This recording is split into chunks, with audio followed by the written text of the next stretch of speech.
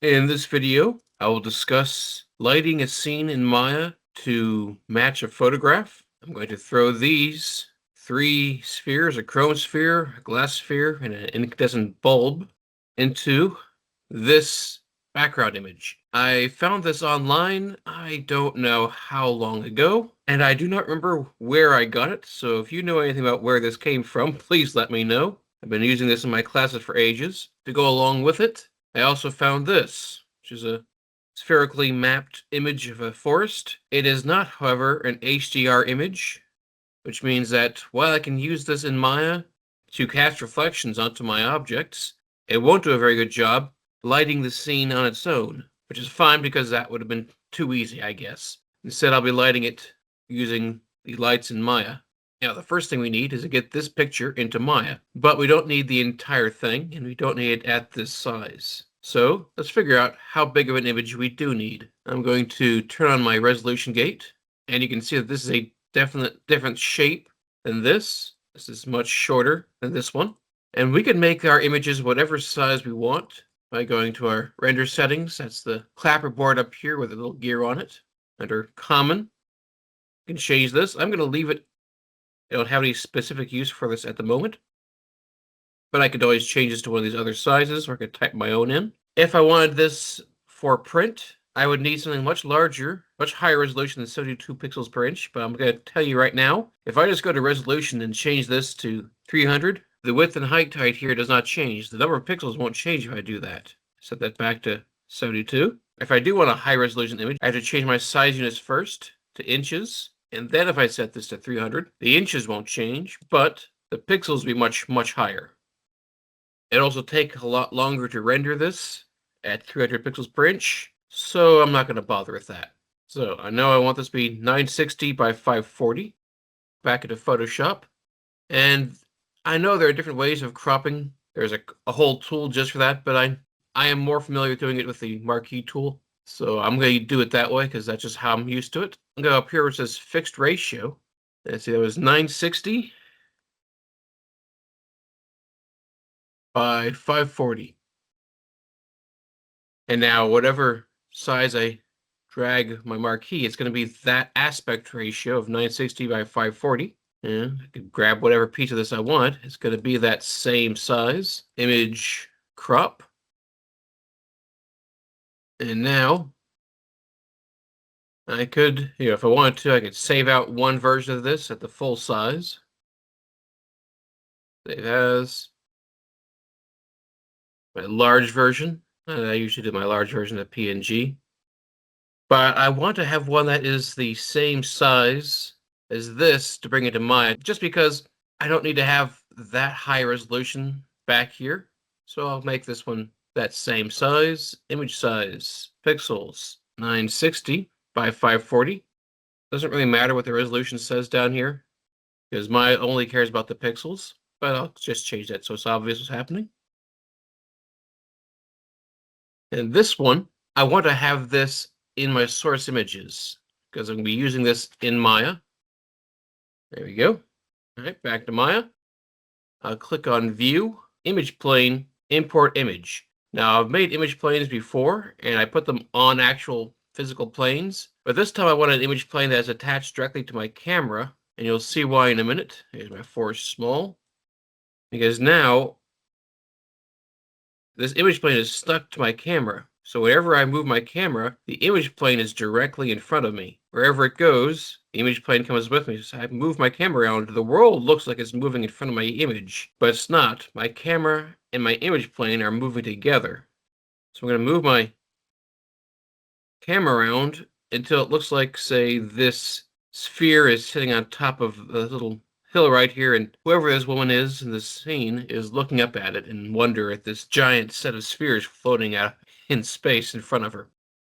Now, if I render this, I will see that picture in the background. You'll also notice that it is the wrong aspect ratio. It is slightly squished. It doesn't look like that here, but it looks like that in the render. I cannot tell you why it does this. It just does. So with my image plane selected, my attribute editor on the right, I'm going to scroll down until I see fit to resolution gate. And now it looks right in the render to match the way it shows up over here in the display. Weird little glitch. It's been in there for many versions of Maya, and I cannot tell you why they haven't fixed it yet. Now, the reason everything is black is because there's no lighting in my scene. The only light, I guess I could say, is the incandescent bulb material on this one sphere, but that's not enough.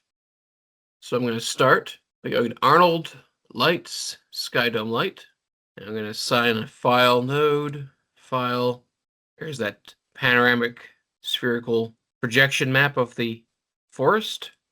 I'll render that again now, and you can see that it is reflecting on my sphere. It is also showing up kind of sort of through my image plane and making it kind of hard to see what's going on. I find that these things tend to look pretty bad in the backgrounds anyway, so I never like to see them. So I'm going to, with my image sphere selected, scroll down until I can see where it says visibility and drag this to the left. And now it will not render in the background and it will not render through other things as needs. Well, first of all, we're going to need some lights in here to mimic this the sun up here because the sphere is casting it's casting reflections, but it's not doing a good job casting light, like I said. So we are going to need to have some lights in here. So if I want to just have a plain old ordinary sunlight, I like to go create lights and use directional light. Like I mentioned in my video introducing the lights, the directional light does not care about position or scale. So I like to just move it around and scale it up so I can see it better. It only cares about the direction it's pointing at. And you know what? I think I'm going to make this a bit less reflective so I can see a bit more of it. Let's see, how about...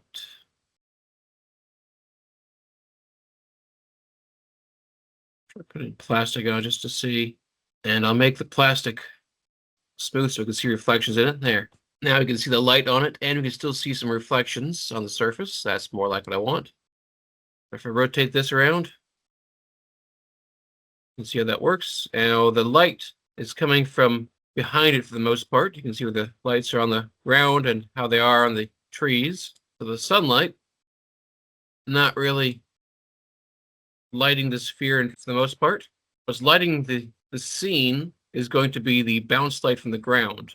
But I want to have that sunlight in here first. And also, we can say that this light is filtering through the leaves, so we can make it ever so slightly greenish, but not too much. You don't want to make this all full on green. Oops, wrong button.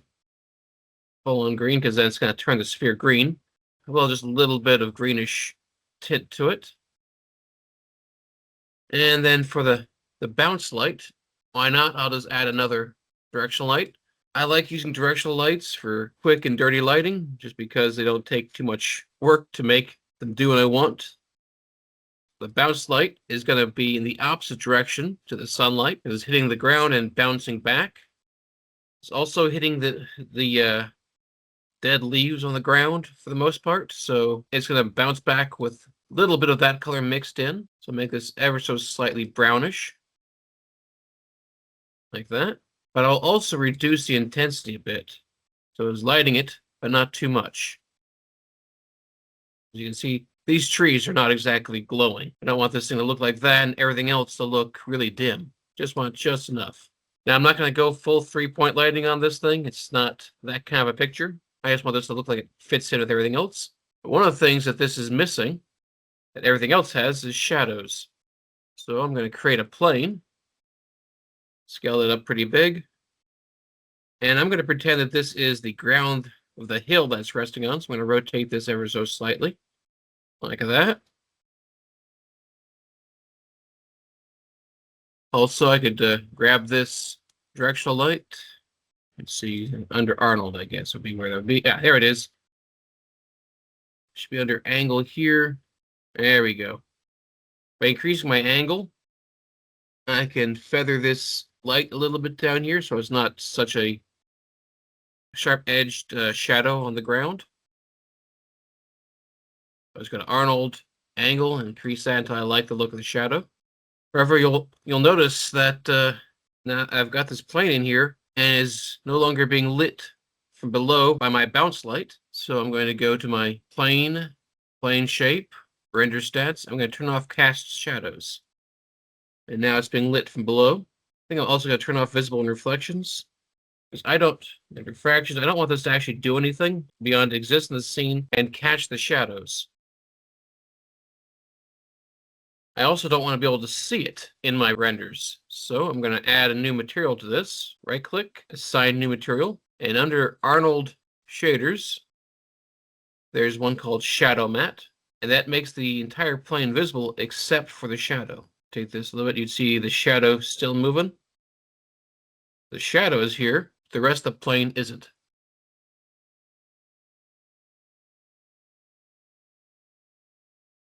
Now, I could call that good enough. Just hit File, Save Image, and move on. But I like to be able to have a bit more control of the final result. So I'm not going to render this as is. I'm going to render out different aspects of this image and put them together in Photoshop. Now, the first thing I'm going to do is get rid of this picture in the background so I can add that in afterwards. So I'm going to go to, well, first select it, just click on it, and then go to Display Mode and change that to None.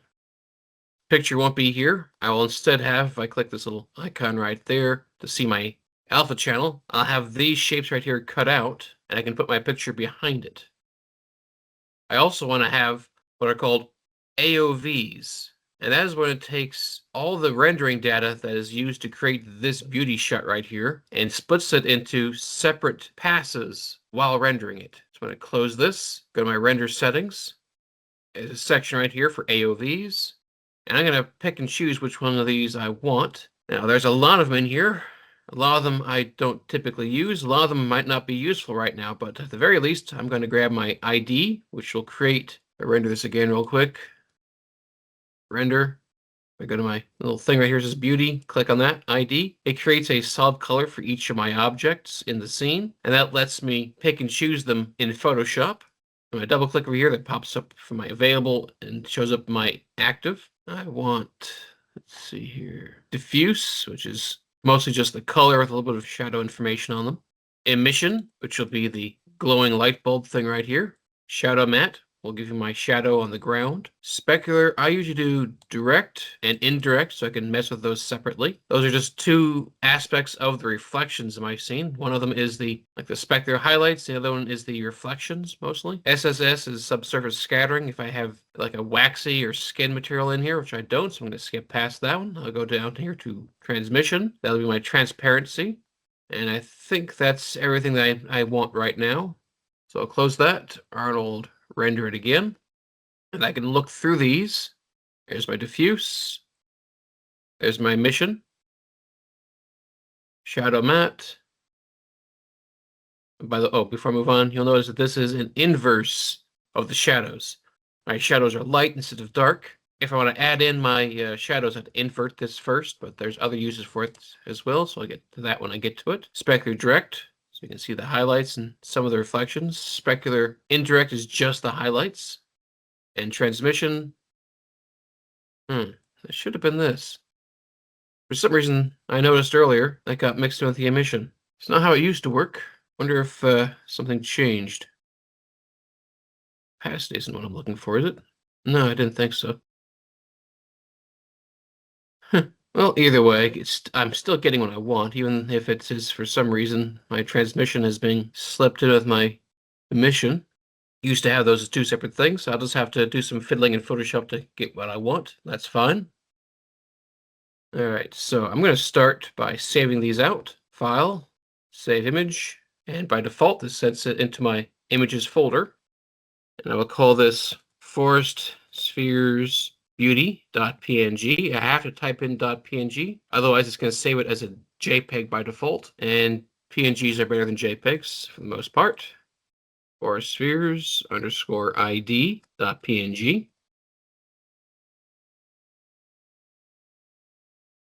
Underscore, I'm just going to call it .diff so I don't have to take all day writing these out. There's my diffuse.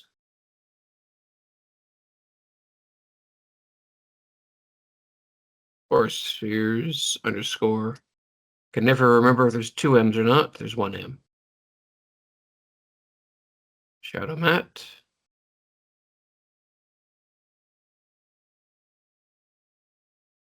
specular direct. Oops, I saved that as a JPEG by mistake. Look at my images. Yeah, JPEG. I'm just going to delete that. Try that again. PNG, I have to make sure I type that in. It's not much, but it is in there, so I want to make sure I have it. Spec indirect. Now back into Photoshop.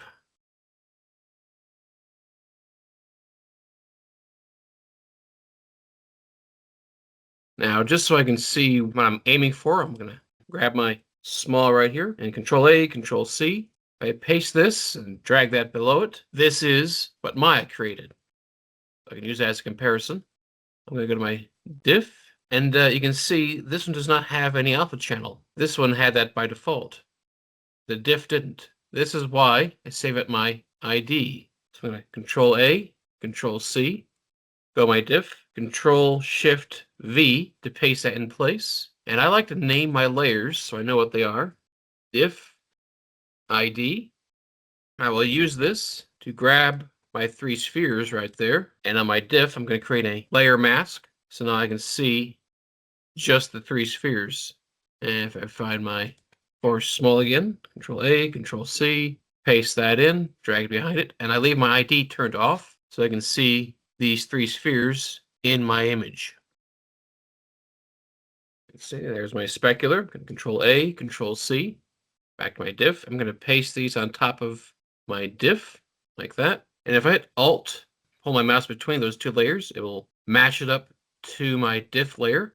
But you can see it is just the specular highlights, the specular reflections and things like that. There is no diffuse color below it. I can't see my blue plastic sphere. So I'm going to set this opacity setting right here to screen. And now it is adding that reflection on top of my sphere. Find my specular indirect. Just that. Control A, Control C. Paste that in as well. Oh, I want to make sure I name these. Spec direct, and this one is spec indirect. Same thing as before. Alt, mouse between them, click, and set this to screen. And you can see what that does. Find my emission. There it is. Control A, Control C. Paste that in again. Emission, Alt click, set that to screen. And then my shadow, A, Control C. Now if I paste this above, you can see what that looks like. I'm going to Control I to invert this and set that to multiply. And that's casting shadows on everything. But you'll notice, even with this turned off, there's already some shadows on this to start with from my diffuse. And if I add the shadows in, that just makes them even darker than they were before. If I drag this below my diffuse layer, now it's adding the shadows to the ground that I wanted. And the reason we do this, instead of just rendering it all at once, is so that we can go back and make changes. This is fairly static. There's not much I can do with the individual aspects of this render right here, but I can go to my 4 spheres diff right here with all these layers on top. Speaking of which, name this one shadow. If I decide that this shadow is just too deep, it doesn't match the rest of the shadows in my scene, I can change my opacity. So it's a faint shadow instead of a heavy one.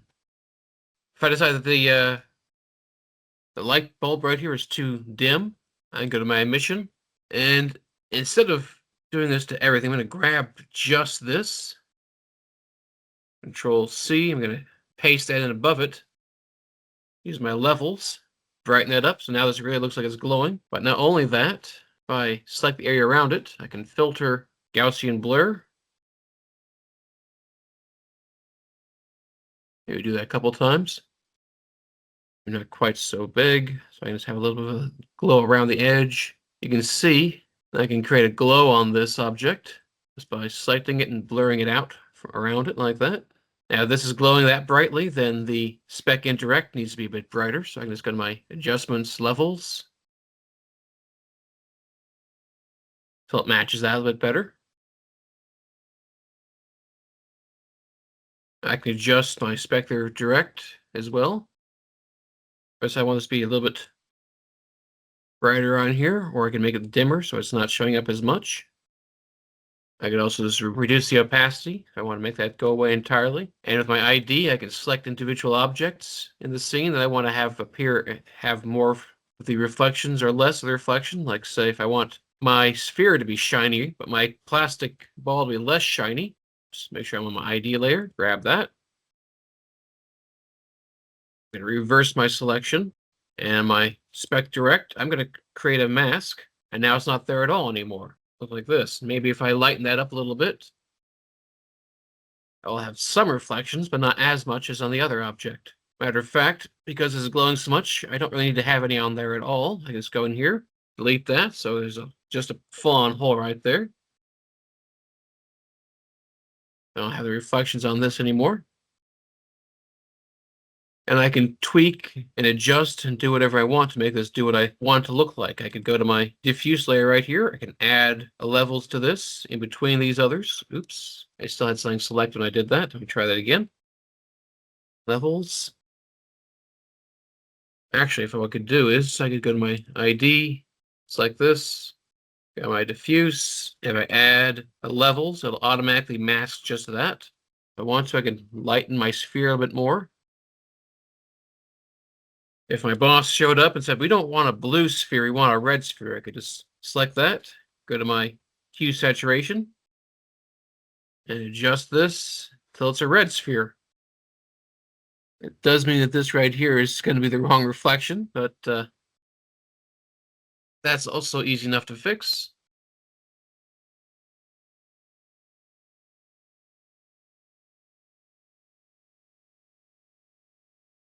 Select it there. Oh, I'm in the wrong layer. Let's see, I want to have another one that is spec direct. So I'll put another one right here.